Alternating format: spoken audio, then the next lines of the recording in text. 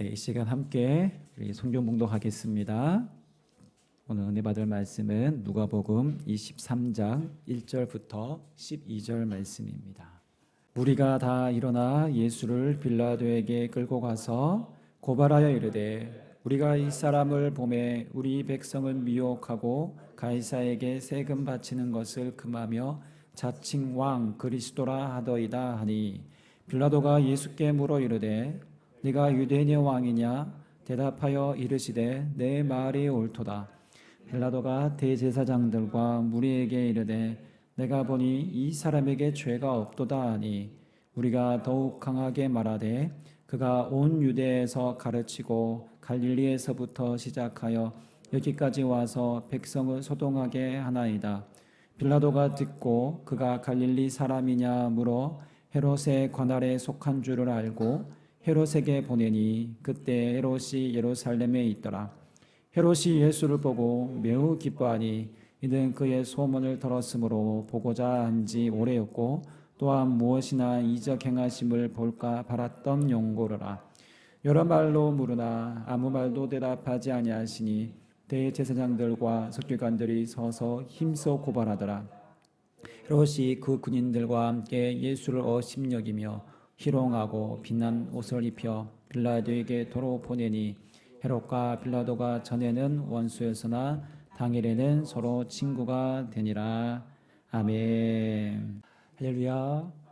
네, 오늘도 이 화창한 날씨에 또 거룩한 주일, 우리 첫 주일에 4월 첫 주일에 오신 여러분들을 환영합니다. 우리 한번 앞뒤 좌우로 우리 사랑의 인사 한번 건네겠습니다. 잘 오셨습니다.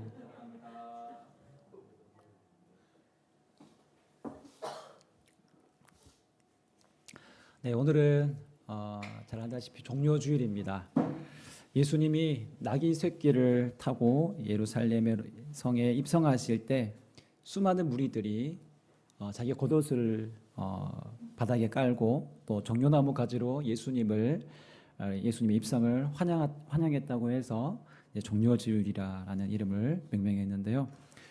그 많은 무리들은 호산나 호산나 다윗의 자손이여 우리를 구원하소서라고 그렇게 외쳤습니다. 그러나 예수님은 사람들이 어떤 기대하던 정복자로서의 어떤 왕이 아니라 십자가를 지시기 위해 죽기 위해 예루살렘 성으로 입성하셨던 것이죠. 그렇게 사실 종료주일은 내일부터 시작되는 고난주일과 고난주간과 맞닿아 있습니다. 사람들은 예수님이 병자들을 고치시고 또 오병이어의 사건을 통해서 보여주신 여러 기적을 통해서 예수님의 어떤 초자연적인 능력을 기대했고 또 그렇게 예수님께서 이제 로마의 압제로부터 그들을 구원하실 것을 어떤 그런 정치적인 메시아를 기대했습니다. 그러나 예루살렘에서 예수님의 모습은 그들과 기대와는 정반대되는 그런 모습이었습니다. 무력하게 짝이 없고 아무것도 할 수 없는 연약한 인간 그 자체의 모습이었습니다. 그래서 호산나라고 외쳤던 사람들의 환호는 예수님을 십자가에 못 박으라라는 그런 비난과 저주로 뒤바뀌었던 것이죠. 오늘 본문은 예수님이 그 십자가에 달리시기 전 인간 법정에서 예수님이 신문당하시는 그 장면을 보여주는 내용입니다. 먼저 유대인들의 최고 의회 기관이라 할 수 있는 산헤드린 공회에서 예수님을 신성 모독죄로 만장일치합니다. 그러나 그들은 사형을 온도할 수 있는 권한이 없었기에 이제 예수님을 누구에게 보내느냐? 바로 당시 유대 지방의 총독이었던 빌라도에게 보냅니다. 그러나 유대인들의 말을 다 들은 빌라도는 예수님을 사형에 집행해야 될 어떠한 제목도 발견하지 못하고 그저 죄가 없다라고 선언합니다. 왜냐하면 유대인들이 고발한 내용을 보면 어떤 정치적인 것이 아니라 대부분 예수님에 관련된 것은 바로 종교적인 내용이기 때문입니다. 그러나 하나같이 유대인들은 또 이 종교 지도자들은 사람들을 사서 예수님을 어떻게든 죽이려고 부추겼죠. 그래서 많은 사람들은 예수님을 죽여야 한다고 강하게 반발하고 그 성화에 못 이겨서 빌라도는 결국 유죄를 주장하고 맙니다. 그렇게 예수님에게 아무런 죄를 발견하지 못한 빌라도는 책임을 회피하고 떠넘기기 위해서 헤롯에게 예수님의 재판을 넘기죠. 그래서 본문에 헤롯이 등장하는데요. 여기 나오는 헤롯은 우리가 알고 있는 헤롯 대왕의 아들인데요. 그 아들 중에 헤롯 안티파스라는 인물입니다. 바로 북쪽 갈릴리와 베레아 지방을 관할했던 통치자였습니다. 그리고 빌라도는 이 로마 황제의 명을 받고 유다와 사마리아 지역의 총독으로 그 지역을 다스리고 있었습니다. 이 두 사람의 관계는 서로 로마 황제에게 누가 더 잘 보여야 될까 늘 견제하고 반목하는 그런 갈등 관계였습니다. 그런데 오늘 본문 12절에 보시면 예수님의 심판을 집행하는 문제를 두고 이 원수였던 갈등 관계였던 이 두 사람의 관계가 친구로 가까워졌다. 서로 한패가 되었다라는 것이죠. 그렇게 기록하고 있습니다. 그런데 오늘 우리가 말씀에서 함께 좀 눈여겨볼 수 있는 부분은 여러분 예수님이 말씀하신 부분은 성경에 보시면 주로 아마 이제 붉은색으로 아마 그렇게 표시가 되어 있습니다. 오늘 특별히 우리가 읽은 본문에서 붉은 표시로 되어 있는 부분이 딱 아주 짧게 나와 있습니다. 뭐라고 되어 있죠? 내 말이 옳도다. 빌라도의 말에 예수님이 대답하신 구절은 고작 네 말이 옳도다라고 한 게 전부입니다. 거의 대부분 예수님은 침묵으로 일관하십니다. 여기 보시면 예수님의 입장을 대변해 주는 변호인도 아무도 없습니다. 예수님은 이 어처구니 없는 거짓 재판에 서셨음에도 불구하고 아무 말씀도 그 어떤 저항도 예수님은 하지 않으십니다. 이사야서 53장 7절에서는 고난받는 종에 대한 예언을 이사야는 이렇게 기록하고 있습니다. 그가 곤욕을 당하여 괴로울 때에도 그의 입을 열지 아니하였으며 마치 도수장을 끌려가는 어린 양과 털 깎는 자 앞에서 잠잠한 양같이 그의 입을 열지 아니하였도다. 당시 종교적 권력을 가진 자들 그리고 당시 최고의 정치적 힘을 가진 자들이 할지라도 예수님은 충분히 그들의 거짓 증언과 조롱, 어떤 논리의 허점을 간파하셔서 충분히 예수님은 논리적으로 반박하실 수 있습니다. 사실 예수님의 말 한마디에 그들의 거짓 논리와 증언은 한숨에 다 드러나고 맙니다. 여러분 예수님 어떤 분이십니까? 예수님의 말 한마디에 성난 파도가 한순간에 잠잠했습니다. 죽은 나사로도 예수님이 일으키신 분입니다. 수많은 병자들을 예수님이 고치셨고 수많은 이적들을 보이셨습니다. 바리새인 서기관들이 제 아무리 자기 지식과 논리를 가지고 예수님을 시험하고 반박하려 했지만 예수님의 대답에 그들은 아무런 대꾸도 못하고 돌아갔습니다. 예수님의 능력과 지혜에 비길 수 있는 자가 아무도 없습니다. 예수님의 말 한마디에 이 모든 상황을 단 한 번에 역전시킬 수 있는 분입니다. 그런데 예수님은 그렇게 하시지 않으십니다. 그저 침묵으로 일관하십니다. 헤롯은 예수님을 보자 오늘 본문에 보니까 매우 기뻤다라고 되어 있죠. 왜 그럴까요? 예수님이 행하는 어떤 기적을 보고 싶었기 때문입니다. 그저 호기심 많은 구경꾼이었습니다. 그는 예수님이 부리는 어떤 쇼를 보고 싶었습니다. 그러나 예수님은 그 앞에서 그 어떤 말씀도 아무런 기적도 예수님은 하지 않으십니다. 그렇다면 오늘 예수님의 침묵은 오늘 우리에게 어떤 의미가 있고 무엇을 말씀해 주고 있는 것일까요? 결론부터 말씀드리면 한번 띄워주시겠습니까? 예수님의 침묵은 바로 책임지심입니다. 예수님은 저들의 모욕과 저주를 충분히 반박할 수 있음에도 그렇게 하지 않으십니다. 왜 그렇게까지 하셔야 합니까? 인류의 죄를 대속할 십자가를 질 수 있는 유일한 분이 바로 예수님 뿐이셨기 때문입니다. 그렇게 예수님이 이 모든 죄의 짐을 책임지는 것입니다. 여러분 책임을 진다는 것은요 내가 어느 위치에 있는가라는 것입니다. 내가 어느 위치에 있는가 하는 것을 알 때에 책임을 질 수 있습니다. 보통 잘못을 하면 당사자가 책임을 집니다. 여러분 그런데 내 자녀가 잘못을 하면 누가 책임집니까?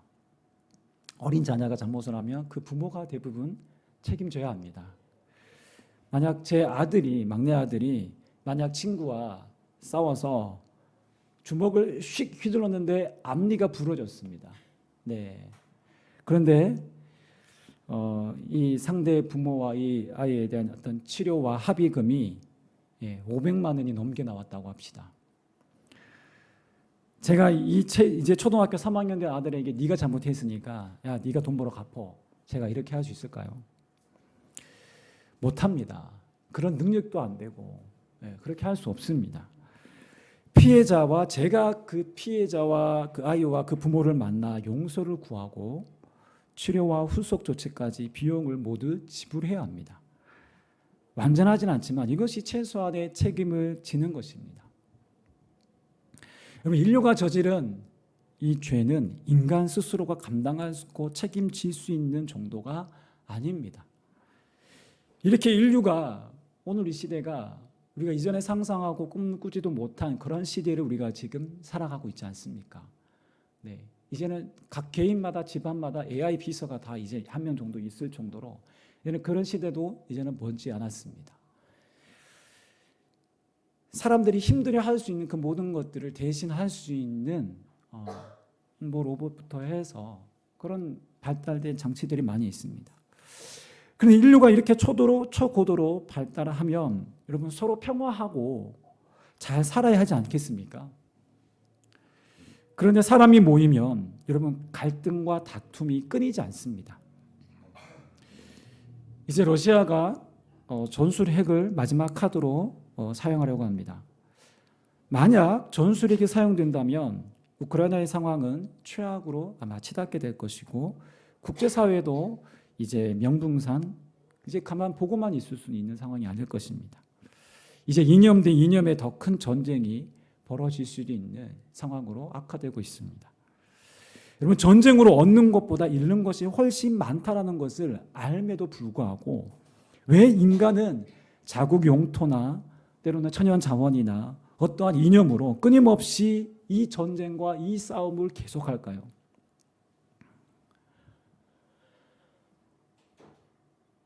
어떤 사회적, 과학적, 철학적, 어떤 교육적, 어떤 관점으로 봐도 여러분 뾰족할 수가 없습니다. 그래서 성경은 분명하게 말합니다. 인간이 가지고 있는 무엇 때문이라고요? 죄성 때문이라고 성경은 정확하게 말합니다. 바로 인간이 가진 자기 중심성, 그 죄인이라는 한계 때문입니다. 어떻게 해야 이 죄의 한계를 벗어날 수 있습니까? 해결할 수 있습니까? 인간으로서는 도저히 불가능합니다. 인류의 역사가 지금까지 우리에게 보여진 수많은 흔적들은 인간은 시간이 흐르고 발전하면 발전할수록 더 좋아지는 것 같지만 인간성은 점점 더 피폐해지고 여전히 더 파괴져 가고 있다는 것입니다. 죄성을 벗어나지 못한다는 것입니다. 즉 인간으로서는 이 죄의 한계를 벗어날 수 없다는 것입니다. 여러분, 개인의 죽음도 마찬가지입니다. 우리가 죽음을 생각하면 왜 두려울까요? 바로 죄가 주는 두려움 때문입니다. 인간의 죽음은 성경은 분명하게 말하고 있습니다. 죄의 삭시 사망이라고 말하고 있죠. 바로 인간의 죽음은 죄의 결과입니다. 사도 바울은 이 죄의 실체를 알고 나서 이렇게 말합니다. 로마서 7장 24절인데요. 한번 세 번역으로 우리 함께 읽어보겠습니다. 나는 비참한 사람입니다. 누가 이 죽음의 몸에서 나를 건져 주겠습니까? 사도 바울은 의를 하고 행하고 싶고 선을 행하고 싶지만 자기 안에 또 다른 죄의 법이 작동하고 있다. 그래서 내가 원치 않는 죄를 행하고 있다라고 스스로 고백하고 있지 않습니까? 죄에 사로잡혀 있는 내 한 몸도 스스로 책임질 수 없습니다. 이것이 바로 죄의 한계요 죄인의 비참한 결말입니다. 그런데 이 죄의 한계, 이 죄의 짐을 여러분 누가 대신 져주십니까? 누가 이 죄의 문제를 해결하십니까? 누가 대신 감당하시고 책임지십니까? 바로 예수님이십니다. 예수님이 잘못했거나 예수님이 버린 일도 아닌데 예수님이 다 고스란히 책임지십니다. 죄의 모든 저주와 비난과 고통과 수치와 모든 슬픔과 우리의 죽음까지 예수님이 고스란히 대신 당하십니다. 우리가 십자가의 죽음을 우리가 함께 살펴보기 원하는데요. 여러분, 자존심 상하는 말 정도가 아니라 진짜 여러분 저주와 비난을 받아보신 적 혹시 있으십니까?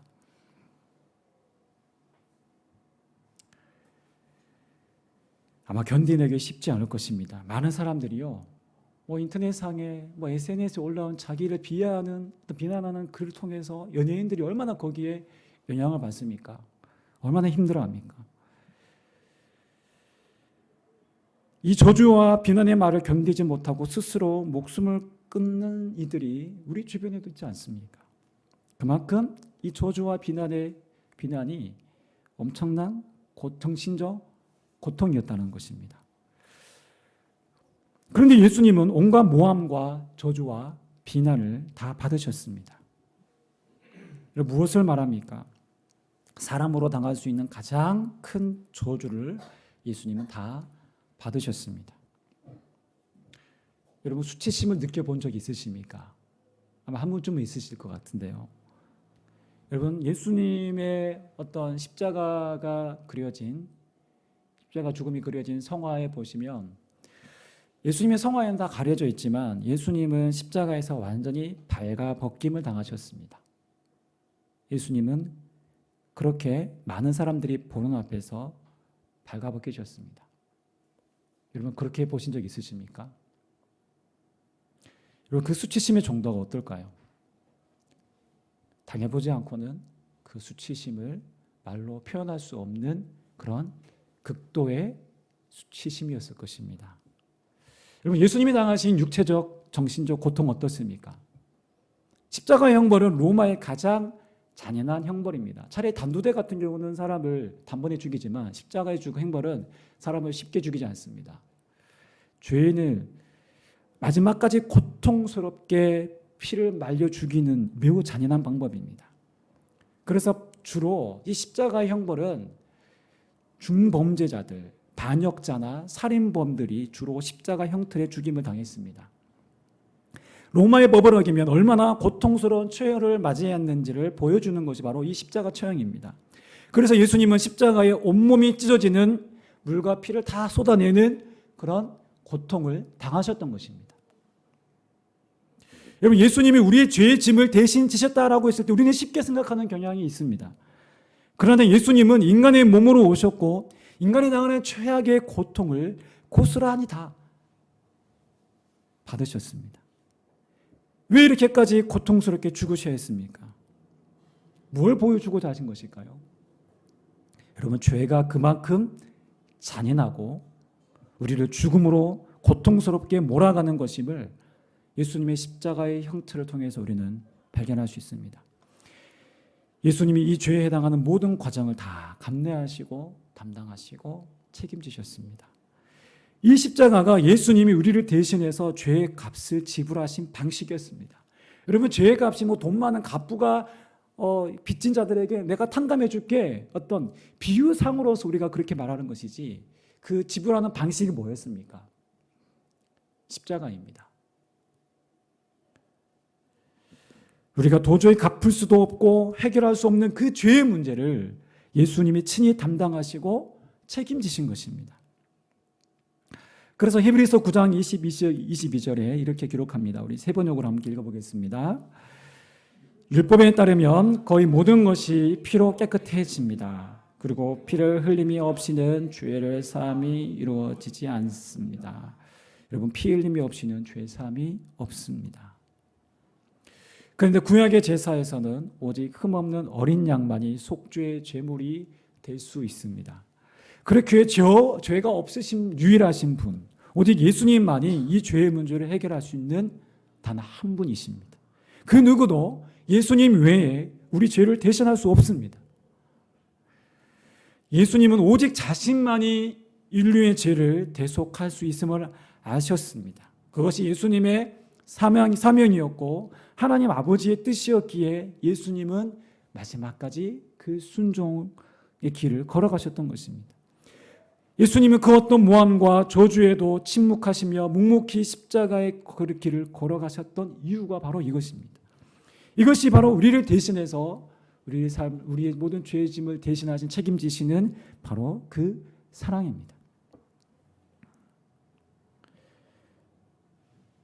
그러나 인류 최초의 인간 아담과 하와는 자신이 지은 죄에 대해서 어떻게 반응했습니까?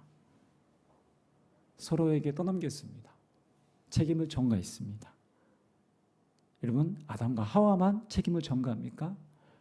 오늘 우리도 책임을 전가합니다. 오늘 본문에 나오는 빌라도도 책임을 전가합니다. 분명 자기가 결정해야 됨에도 불구하고 유대인들이 소동하니 책임을 전가시킵니다. 그런 빌라도뿐만 아니라 우리 모든 인간이 책임을 전가시키는 다 포함되어 있습니다. 분명 자기가 잘못했음에도 떠넘깁니다. 책임지지 않습니다. 책임지지 않는 모습이 곧 인간이 죄인임을 스스로 증명하듯이 보여주고 있고 오늘 우리가 현실에서 마주하고 있는 상황입니다. 요즘 우리나라가 고심하고 있는 문제가 바로 이 저출산 문제이죠. 수십 조의 예산을 지금 또한 쏟아부어서 해결하려고 하지만 해결될 기미가 사실 잘 보이지 않습니다. 그런데 아이러니하게도 우리나라의 낙태율은 가임 여성의 29%입니다. 즉 가임 여성의 10명 중 3명은 낙태를 한다는 것입니다. 여러분 10명 중 3명은 엄청난 수치입니다. 여러분 낙태율이 OECD 국가 중 우리나라가 최고인 거 아시죠?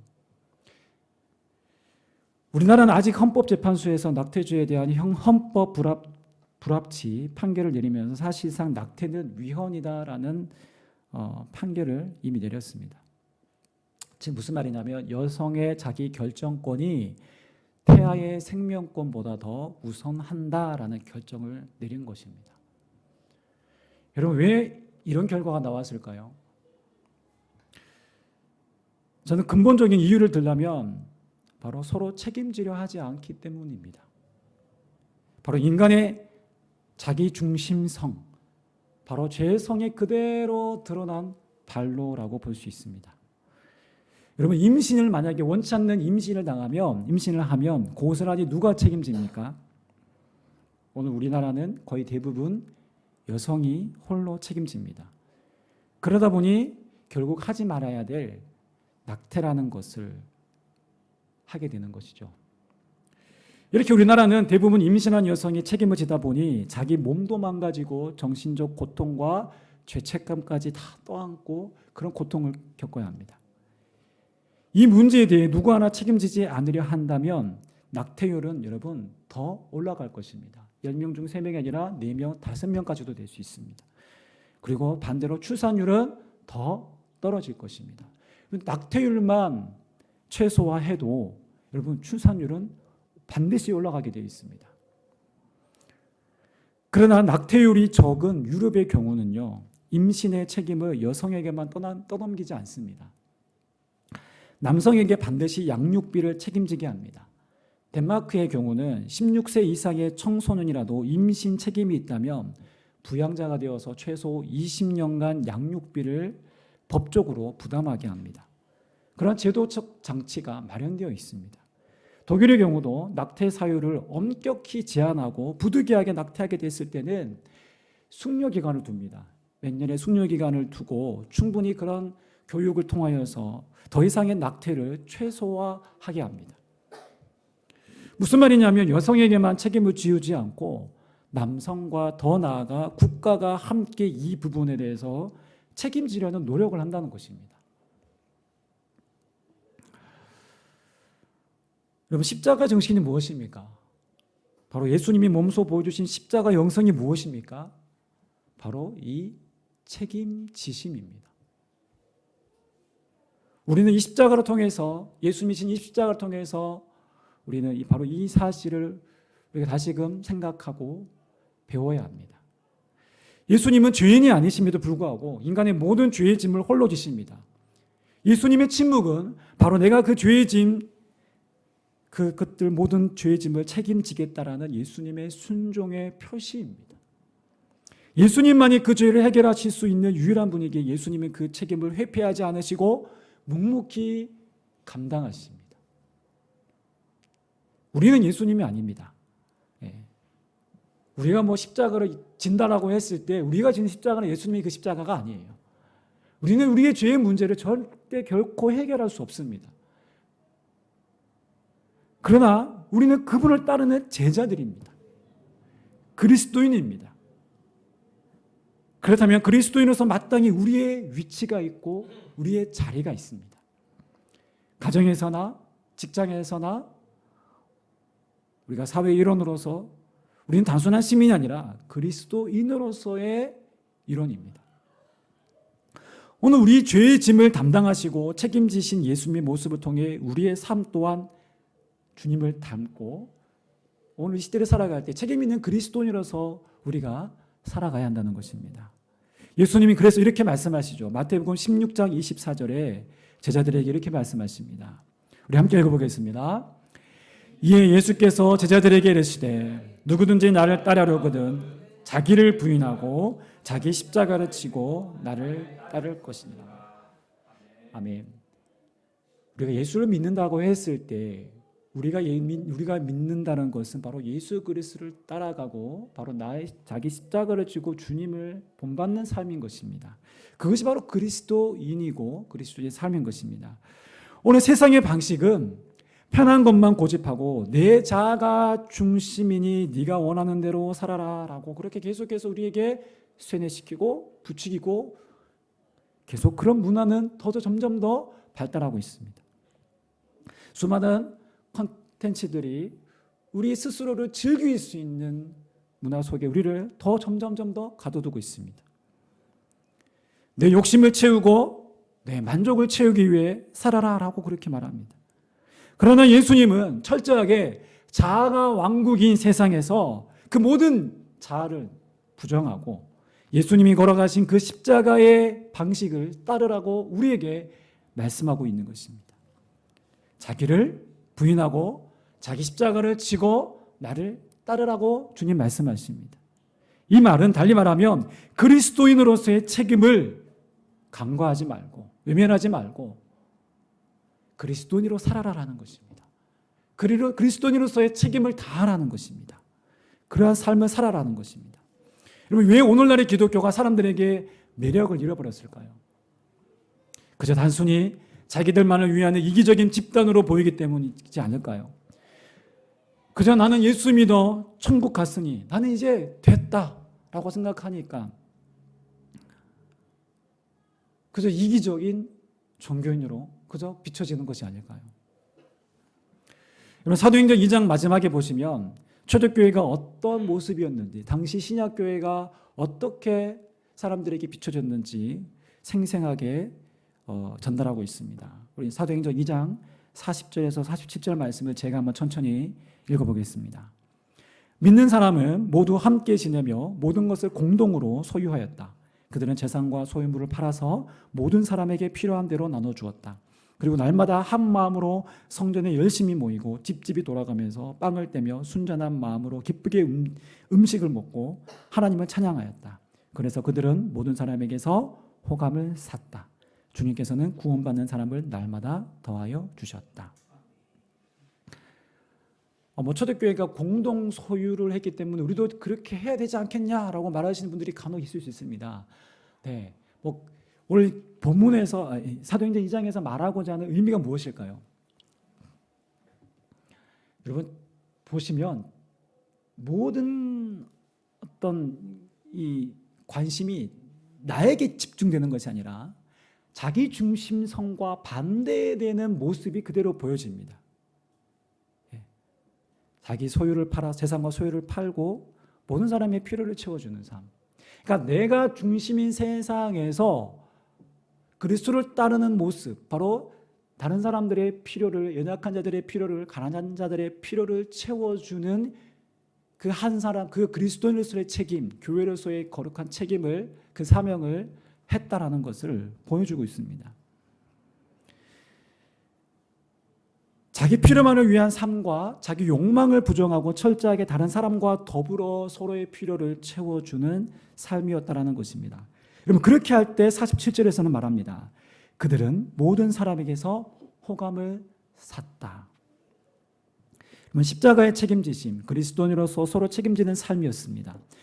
서로 부족함과 그 약함에 대해서 외면하지 않았습니다.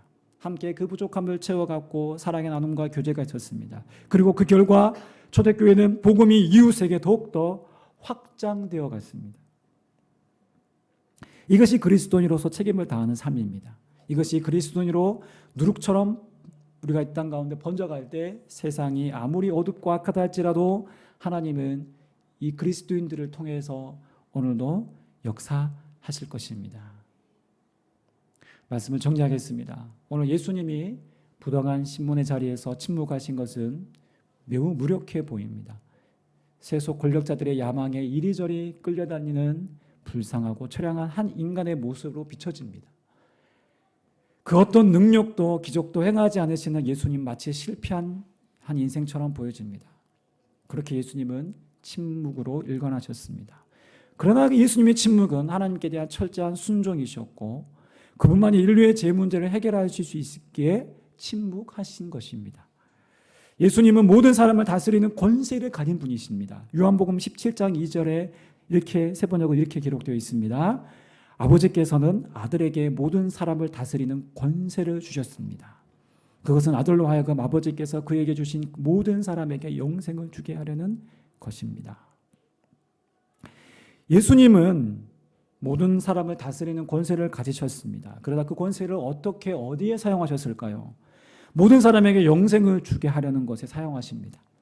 자기를 부정하시면서까지 철저하게 나무 위에 내어주는 방식입니다. 오직 주님만이 할 수 있는 그 책임을 완수하기 위해 침묵하셨고 묵묵히 그 저주의 십자가를 주님 지셨습니다.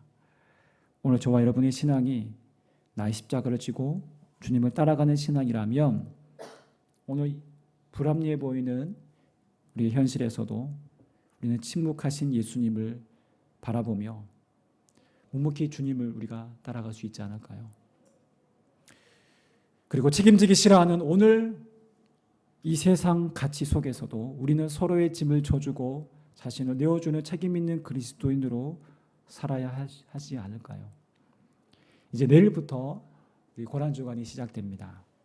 우리를 위해 고난당하신 주님을 깊이 바라보면서 그분의 사랑을 더 가슴에 새기고 그 십자가의 사랑이 그저 내 가슴에 내 감정에 요동치는 사랑을 넘어 십자가의 삶으로 이 땅 가운데 작은 예수로 하나님 나라를 이루어가는 진정한 그리스도인으로 믿음의 성도로 살아가시기를 주님의 이름으로 축원합니다. 아멘.